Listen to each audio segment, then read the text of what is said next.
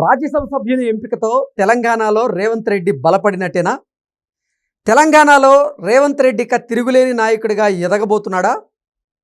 YS Rajasekhara రెడ్డికి ధీటుగా ఇప్పుడు రేవంత్ రెడ్డి పేరు గడించబోతున్నాడా అంటే అవుననే సమాధానం ఇస్తున్నారు కొంతమంది రాజకీయ విశ్లేషకులు. దీని మీద మనం పూర్తి స్థాయిలో విశ్లేషణ చేసుకుందాం. ప్రస్తుతం మనతో పాటున్నారు ప్రముఖ రాజకీయ విశ్లేషకులు, ప్రముఖ సీనియర్ జర్నలిస్ట్ సిఎస్ రావు గారు. వారితో మాట్లాడదాం. సార్ నమస్తే. సార్ నమస్తే. రాజ్యసభ సభ్యుని ఎంపికతో తెలంగాణలో రేవంత్ రెడ్డి బలపడినట్టే అని, తిరుగులేని నాయకుడిగా ఆయన కీర్తి ప్రతిష్టలు పొందబోతున్నాడనేటువంటి వార్తలు వస్తుంది. వీటిని ఎలా చూడాలంటారు? ఇప్పుడు తాజాగా రాజ్యసభ ఎంపిక తీసుకుంటే కనుక సభ్యుల ఎంపిక ఆయనకు అత్యంత సన్నిహితుడు, ఒక రకంగా చెప్పాలంటే సమకాలికుడు.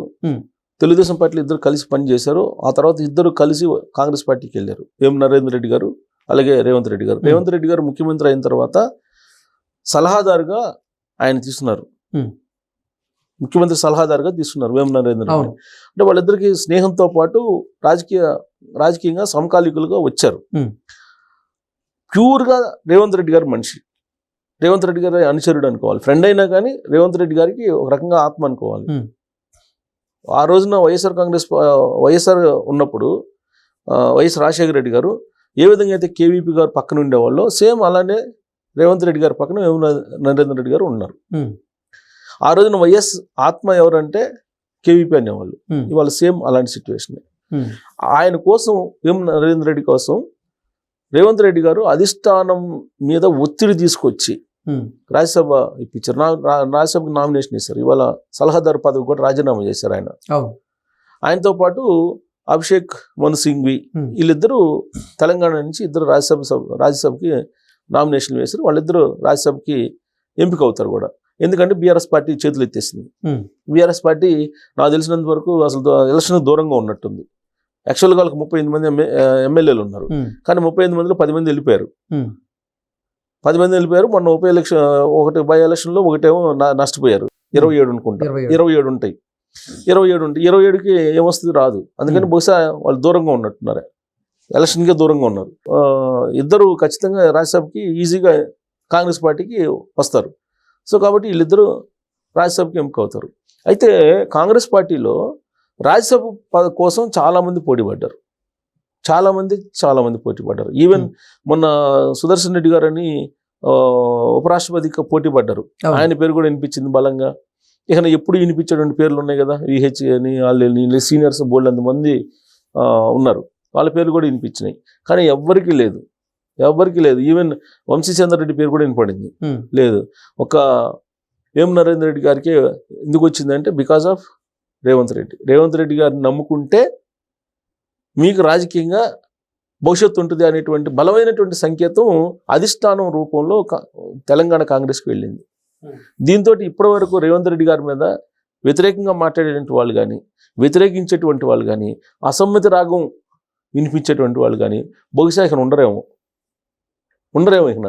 ఎందుకనంటే మీరు అబ్జర్వ్ చేస్తే కనుక పిసిసి అధ్యక్షుడు అయిన తర్వాత రేవంత్ రెడ్డి గారు, లేదా పిసిసి అధ్యక్షుడు కాకముందు కూడా, పిసిసి అధ్యక్షుడు కాకముందు కంటే పిసిసి అధ్యక్షుడు అయిన తర్వాతనే రేవంత్ రెడ్డి గారి మీద వ్యతిరేకమైనటువంటి వాయిస్ వినిపించినటువంటి వాళ్ళు అనేక మంది ఉన్నారు.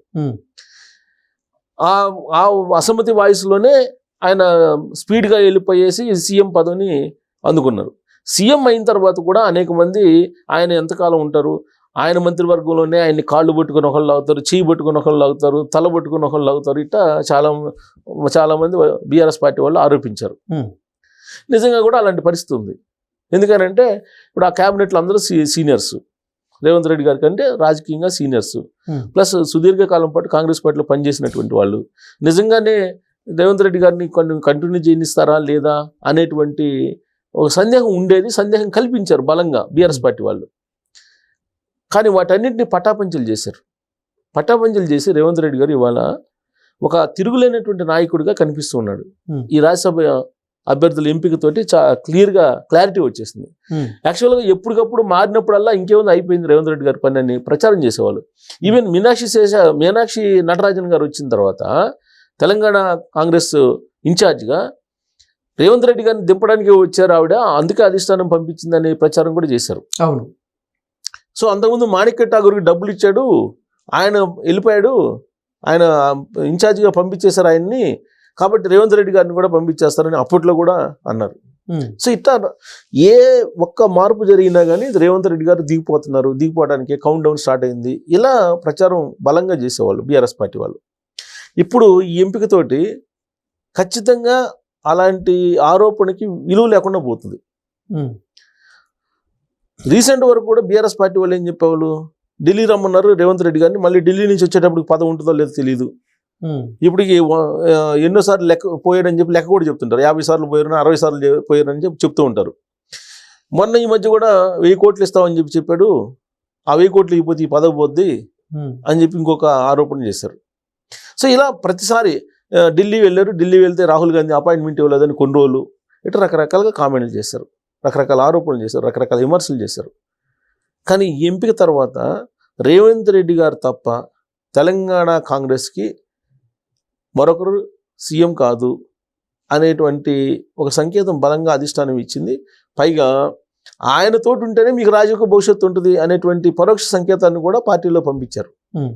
సో దీంతో ఇప్పటి వరకు కోమటిరెడ్డి రాజగోపాల్ రెడ్డి గారు ఎగిరిగిరి పడుతున్నారు కదా ఆరోపణలు చేస్తూ. ఏమని, అసలు సీఎం రాబోయే 10 రోజుల్లో సీఎం అని చెప్పి నువ్వు ఎట్లా చెప్తావు? 10 సంవత్సరాల పాటు అసలు నువ్వు అధిష్టానం నీకు ఇచ్చిందా, నీకు చెప్పిందా? నీకు ప్రజెంట్ ముఖ్యమంత్రి అంతే, నువ్వు ఎప్పుడు పోతావో తెలియదు. ఒకవేళ నాకు కనుక మంత్రివర్గంలో స్థానం ఇవ్వకపోతే నేనే ముఖ్యమంత్రి అవుతా. ఇట్లా డైరెక్ట్గా ప్రెస్ మీట్లోనే మాట్లాడాను, నేను ప్రెస్ ముందే మాట్లాడాడు కోమటిరెడ్డి రాజగోపాల్ రెడ్డి గారు. సో అలాంటి వాళ్ళు కూడా ఇప్పుడు ఇక మాట్లాడకపోవచ్చు, చాలా వరకు మాట్లాడకపోవచ్చు. మీరు అబ్జర్వ్ చేస్తే కనుక ఈ మున్సిపల్ ఎలక్షన్స్, పంచాయతీ ఎలక్షన్స్ అయిపోయిన తర్వాత, అలాగే ప్రధానంగా మనకి జూబ్లీహిల్స్ ఉప ఎన్నిక అయిపోయిన తర్వాత ఈ సీనియర్స్ వాయిస్ చాలా తగ్గింది. రేవంత్ రెడ్డి గారితో కలిసి వెళ్ళడానికే సిద్ధం అవుతున్నారు. అంతే తప్ప రేవంత్ రెడ్డి గారిని వ్యతిరేకించి రాజకీయాలు చేద్దాం అనేటువంటి ధైర్యం చేయలేకపోతున్నారు. సేమ్ ఇలాంటి సిచ్యువేషనే మనకి వైఎస్ఆర్ ఉన్నంగా మనకి కనిపించింది. 2004 ఎన్నికలకు ముందు ఆయన పాదయాత్ర చేసేటప్పుడు, పిసిసి అధ్యక్షుడిగా పాదయాత్ర చేసేటప్పుడు సేమ్ ఇలానే వినిపించింది అసమ్మతి. ఆయన ముఖ్యమంత్రి అయ్యారు. ముఖ్యమంత్రి అయిన తర్వాత అందరూ ఆయన సపోర్ట్ చేయడం మొదలుపెట్టారు. పీజీఆర్ చనిపోయాడు, వ్యతిరేకించాడు. పీజీఆర్ అప్పుడు చనిపోయారు. ఆ తర్వాత ఒకళ్ళిద్దరు వ్యతిరేకించేటువంటి వాళ్ళు ఉన్నా వాళ్ళందరూ కూడా ఆయనతోటి నడవడానికి సిద్ధమయ్యారు. ముఖ్యమంత్రి పదవిని ఆశించినటువంటి వాళ్ళు కూడా ఆయనతోటి కలిసి అడుగులు అడిగి వేసేటువంటి పరిస్థితులు వచ్చాయి అప్పుడు. సేమ్ అలాంటి సిచ్యువేషన్ ఇప్పుడు తెలంగాణలో కనిపిస్తుంది. సో రేవంత్ రెడ్డి గారికి తిరుగులేనటువంటి నాయకుడిగా ఇప్పుడు అధిష్టానమే చెప్పింది. డైరెక్ట్గా చెప్పకపోయినా, ఓరల్గా చెప్పకపోయినా అధిష్టానం డైరెక్ట్గా ఈ ఎంపిక ద్వారా చెప్పేసింది. అంటే కాంగ్రెస్ పార్టీ తెలంగాణ వాళ్ళు ఎవరైనా రాజకీయ భవిష్యత్తు కావాలంటే రేవంత్ రెడ్డి గారు ఏం చెప్తే అది వినాలి, ఆయన అనుచరుడిగానే ఉండాల్సిందే. ఆయన అనుచరుడిగా ఉండలేకపోతే రాజకీయ భవిష్యత్తు, రాజకీయ పదవులు ఉండవు అనేటువంటి సంకేతం అధిష్టానం ఇచ్చింది. కాబట్టి ఇకన అసమ్మతి రాగం అనేది కాంగ్రెస్ పార్టీలో బహుశా వినిపించకపోవచ్చు. Okay sir, thank you.